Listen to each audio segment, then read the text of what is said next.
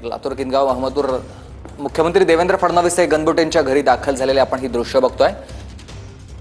गणबोटे यांचा कौस्तुभ गणबोटे यांचा मृत्यू झालेला होता पहलगाम हल्ल्यामध्ये। आम्ही असं फायर करतात की जेणेकरून ते आपल्यापर्यंत येऊ नये म्हणून किंवा पर्यटकांपर्यंत येऊ नये म्हणून। तर मग हे ऐकल्यावर जेव्हा बाबा म्हटले की आपण सगळे बसून घेऊ किंवा झोपून घेऊ म्हणजे की ते आपल्याला इजा पोहोचवणार नाही तो आणि आपण बचावले जाऊ म्हणून। तर मग बाबा आई अशी इकडे मांडी घालून बाबा समोर आडव्याचे झोपले पोटा आणि आसावरी आणि काकू आणि जगदाळे काका असे त्या साईडला तसेच हे झाले बसले। तर मग बसले असताना मग आईला वाटतं की शेर म्हणते की मी बघते म्हणून शेर म्हणजे आला तर बघूया आपण। आता मी त्याची मांडीवर बसून बघत होते की कुठनं येतोय म्हणून असं।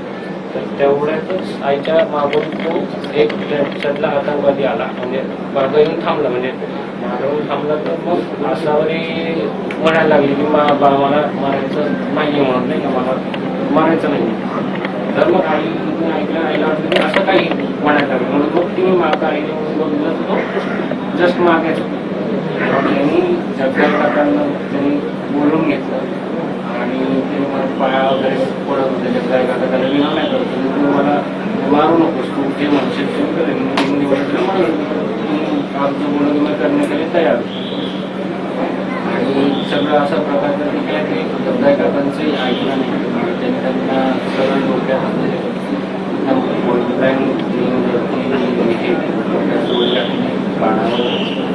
कानामागे गोळी मारली त्यांना आणि दुसरी गोळी पाठीत ते छातीच्या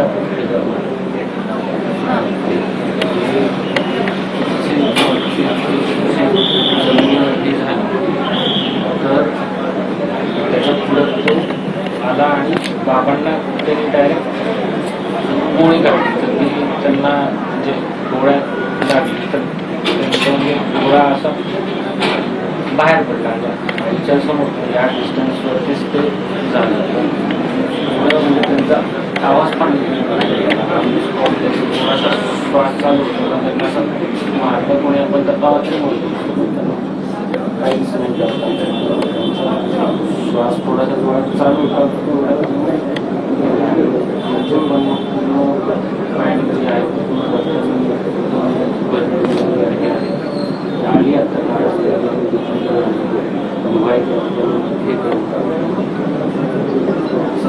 तो घटना घडली आणि मग असावरी आणि म्हटलं का इकडनं जर काही परत आले तर ह्यांचं काही सांगतात नाही आपल्याला मारू शकतात। तर मग हे लोक निघाले म्हणजे त्याचा तो वाट तशी फार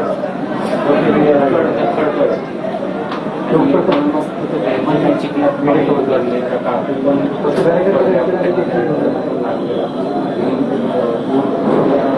असं बोट काढून हे लोक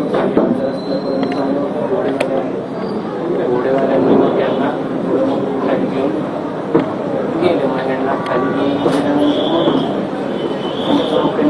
आई माझ्या काकाला झालं सासऱ्यांना असं घडलं तर सासऱ्यांनी सांगितलं सकाळी पोहोचलो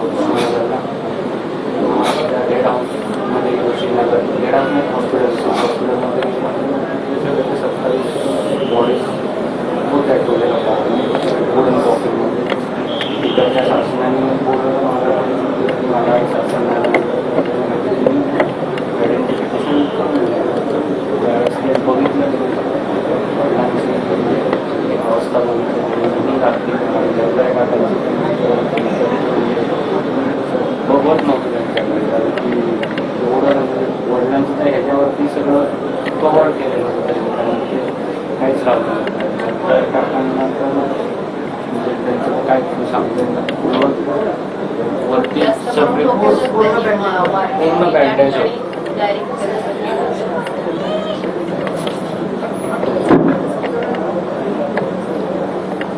जगदाळ्यांना तर पूर्ण असं पूर्ण बँडेज वाटतं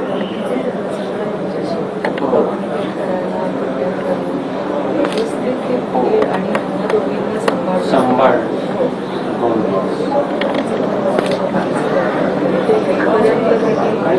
चेहरा एका साईडला पडला होता ना, मग शेवटी तो बघितलं ना त्यांनी इकडं केला चेहरा, म्हणजे आपल्याला ओळखता नाही यायला पाहिजे ना, मग ओळखलं मी. तिकडनं काका होत्या, आम्ही पण समजला वगैरे भेटलो. तिला जरा बसल्यावर तिला जरा धीर आला किंवा आला होता. आशावली आणि काकू आणि आईंना मग त्या रूममध्ये ठेवलं होतं, त्यांना भेटलं आणि एकदम ढसाढसा काकू एकदमच रडायला लागला. मग नंतर पुढे इकडच्या शासनाने पण आम्हाला बरीच म्हणजे मदत केली, असं कुठंच हे नाही करू दिलं की कुठं अडथळा येतो किंवा काय असं कुठंच आम्ही फक्त त्या शासनाला रिक्वेस्ट केली होती की आमची 6 जणांची जाण्याची व्यवस्था करू आणि 3-2 असं तीनच आम्हाला नाही जणांनी जायचं म्हणजे त्यांची व्यवस्था होती, आईची, आसावरीची आणि काकूंची. त्यांनी आमच्या तिघांची पण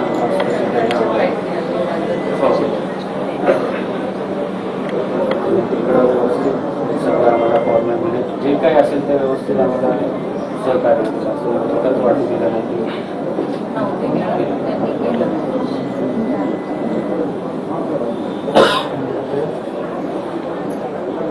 त्यांना सोडून निघणं शक्यच नव्हतं.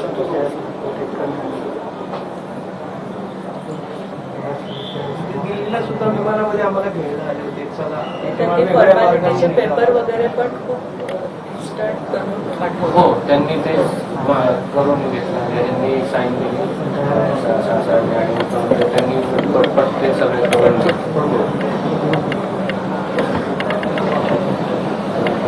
सांगितलं की जर काही असेल तर मला फोन करून सांगा.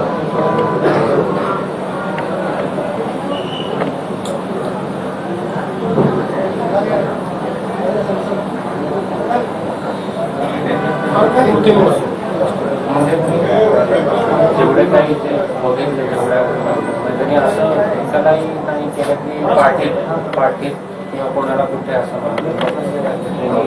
त्यांचा उद्देशच नव्हता की काही जणांना जखमी सोडायचं असं.